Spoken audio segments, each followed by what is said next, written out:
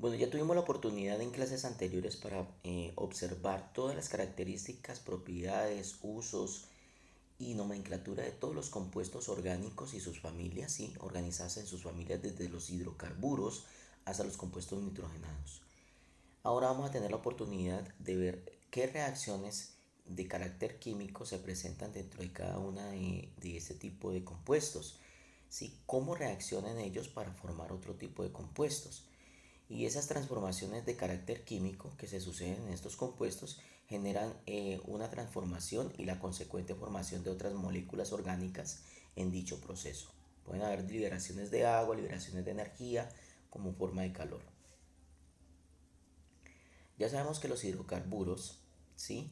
Eh, son de dos tipos. Están los hidrocarburos saturados, dentro de los cuales tenemos los alcanos, y los insaturados, ¿sí? En donde están los alquenos y los alquinos. Los hidrocarburos saturados, como ven ustedes allí, el metano, el butano, el etano, el propano, como ejemplo en la imagen, van a ver que todos tienen enlaces sencillos, por eso son alcanos.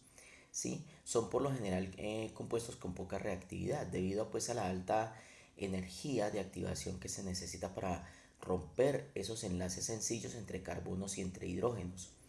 Por lo general, o por lo cual es de esperar que las reacciones de este tipo de hidrocarburos sucedan mayormente de forma muy lenta, por lo que se suele trabajar a altas presiones y altas temperaturas para romper esos enlaces, además de añadir algunos catalizadores, sí, que son unas sustancias que aceleran las reacciones, que pueden ser iones metálicos, pueden ser sustancias ácidas, sí, o sustancias demasiado alcalinas que ayudan a que la reacción se dé mucho más rápido y para que se dé pues la reacción en consecuencia de la ruptura de esos enlaces entre carbonos o enlaces entre hidrógenos. En los hidrocarburos no saturados, que son los alquenos y alquinos, sí son bastante reactivos, pues poseen enlaces de tipo múltiple como enlaces dobles en los alquenos y enlaces triples en los alquinos, ¿sí? Entre carbonos. Esa densidad electrónica, o sea, esa cantidad de electrones que se encuentran dentro de ese enlace, ¿sí? Y que se acumula provocada por ellos mismos, ¿sí? Em, hace que se vean favorecidos los ataques por distintos reactivos para poder romper dichos enlaces. Entonces, los hidrocarburos no saturados o insaturados, como alquenos y alquinos, tienen mayor reactividad que los hidrocarburos saturados, como los alcanos. Las reacciones químicas más abundantes para los hidrocarburos son las reacciones de sustitución, la reacción de adición y la reacción de combustión. Vamos a ver cada una de ellas a continuación. En las reacciones de sustitución para hidrocarburos, ¿sí? Los alcanos, en presencia de las condiciones pues, ideales, reaccionan con los halógenos. Recordemos que los halógenos son aquellos elementos que están en el grupo 7A, y dentro de ellos es característico mucho el yodo, el cloro, el bromo. ¿Sí? Estos compuestos denominados halógenos reaccionan, ¿sí? Con los alcanos o hidrocarburos saturados para dar unos compuestos llamados halogenuros de alquilo. Estos compuestos, ¿sí? Resultan por la sustitución de uno o más de un átomo de hidrógeno del hidrocarburo por un elemento halógeno. La reacción sucede pues por un mecanismo que sigue reacciones en cadena y que se ven implicados tanto radicales libres como intermediarios. Podemos observar en la imagen lo que acabo de expresar. Entonces tenemos hidrocarburos donde por ejemplo allí ven la letra Y en la parte de arriba, ¿sí? Y reacciona con un halógeno que es Z y es sustituido de su sitio, ¿sí? Entonces en la parte de abajo vemos un propano, miremos que reacciona con un cloro, ¿sí? Y miremos que hay un catalizador ahí, que es luz ultravioleta. HB es luz ultravioleta como catalizador acelerador de esa reacción. Y observemos que hay una sustitución. El cloro, ¿sí? Se inserta y desplaza, o sea, sustituye uno de los dos hidrógenos del propano y se ubica en ese puesto. Y miremos que a partir de un propano se me forman dos 1-cloropropano, ¿sí? Ya que son dos cloros los que están reaccionando y sustituyendo esos hidrógenos del hidrocarburo. Vamos entonces a ver ahora la reacción, eh, eh, o sea, qué sucede en ese proceso de reacción. Miremos que la reacción de sustitución básicamente entra en tres etapas, ¿sí? Hay tres etapas bien definidas para que se dé la reacción de sustitución. Esas etapas se le denominan etapas de iniciación, ¿sí? Etapa de propagación y finalización o segunda etapa de propagación. Entonces vamos a definir cada una de ellas y vamos a observar el compuesto. Tenemos un metano en la parte superior CH4 y va a reaccionar, ¿sí? Con un cloro diatómico, dos moléculas de cloro, ¿sí? Dos átomos de cloro, perdón, en una sola molécula. Ya vemos de que actúa luz ultravioleta o calor como, digamos, coadyuvante de esa reacción llamado catalizador. Y miremos lo que se me forma. Se me forma realmente un clorometano, perdón, y se me forma ácido clorhídrico, ¿sí? HCl. Entonces mire que se me forman a partir de esa reacción dos productos, que es el clorometano y el ácido clorhídrico. Entonces digamos que es una de las formas de obtener ácido clorhídrico en laboratorio. Miremos los mecanismos entonces. Esos mecanismos, sigo las etapas, empezamos con la etapa de iniciación y empieza con la ruptura de tipo hemolítica, ¿sí? De una molécula de halógeno, ¿sí? O sea, en este caso el cloro se rompe en dos partes, ¿sí? Recordemos que era una molécula diatómica, entonces se parte, esa es la parte de iniciación, se parte el cloro en dos para poder que cada uno de ellos haga el proceso de sustitución en la molécula del metano. ¿Sí? Entonces a eso se le llama ruptura de tipo hemolítica, ¿sí? Eh, para que esto tenga lugar se necesita un agente iniciante, que puede ser pues, la luz ultravioleta, el calor o una sustancia formadora de radicales. Vamos a la segunda etapa, denominada allí primera etapa de propagación, ¿sí? En sí es una segunda etapa. En esta etapa de propagación tiene lugar cuando un átomo del halógeno ataca al hidrocarburo, en este caso el metano, ¿sí?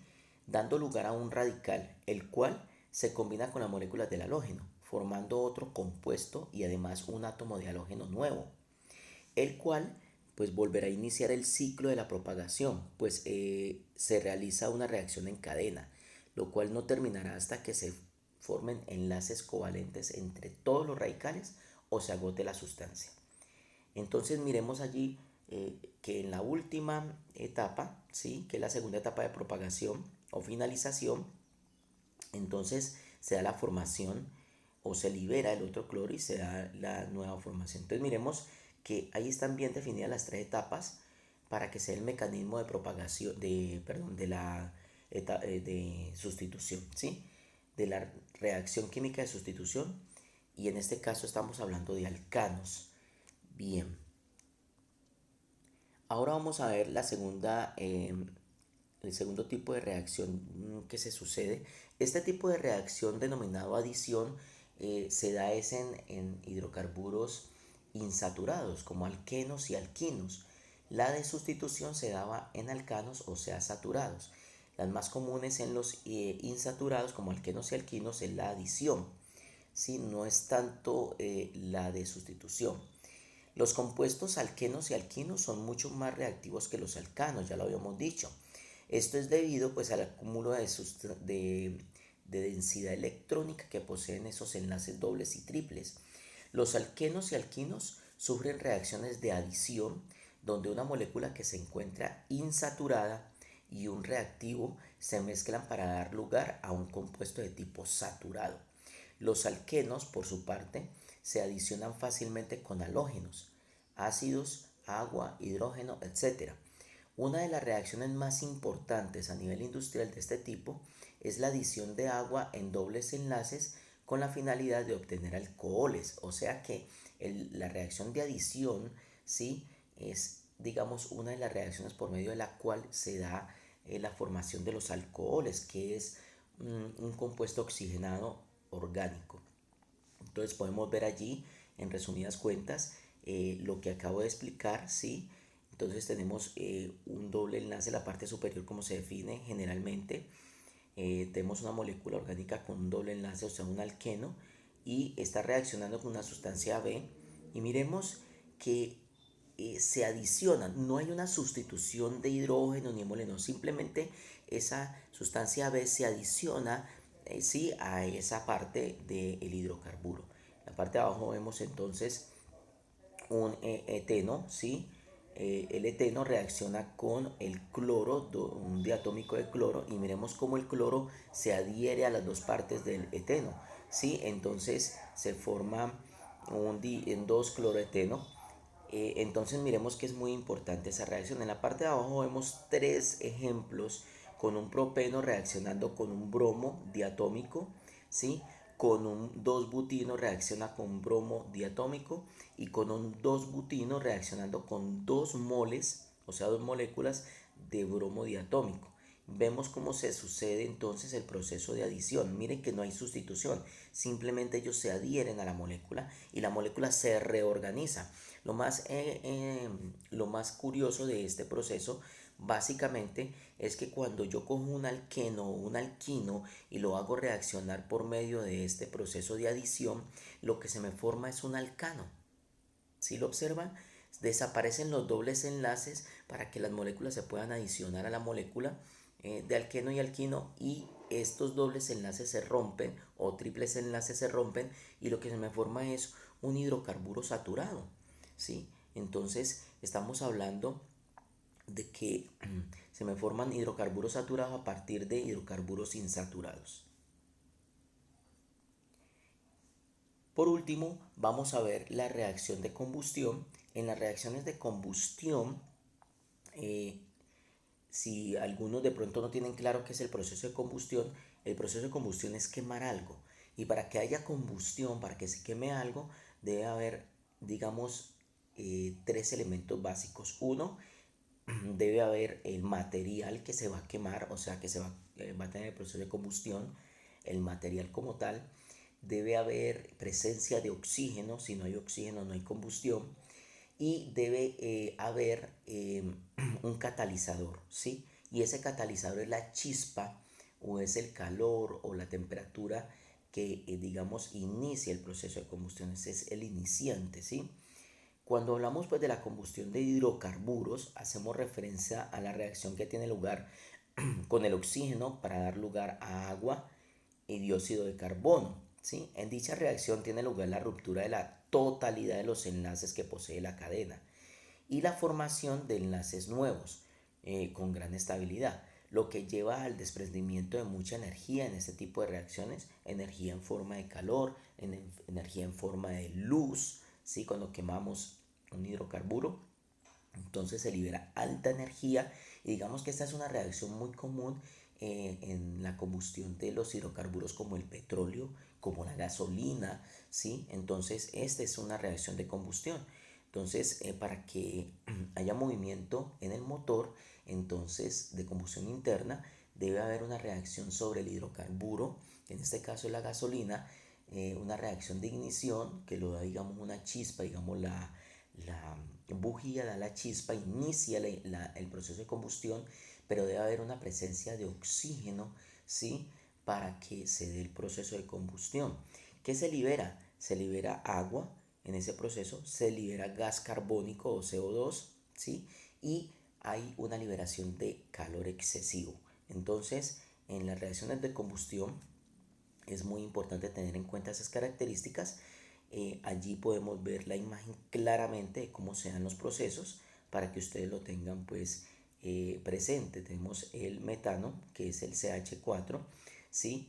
Y en presencia de dos moléculas de oxígeno se da el proceso de combustión con un catalizador que en este caso es alta temperatura, ¿sí? Y se liberan moléculas de dióxido de carbono, dos moléculas de agua como vapor por la alta temperatura que se libera y la liberación pues de luz o calor. Entonces, estas son las reacciones más comunes en los hidrocarburos, tanto saturados e insaturados, generales, para lo cual ustedes deben de tener en cuenta dichas reacciones.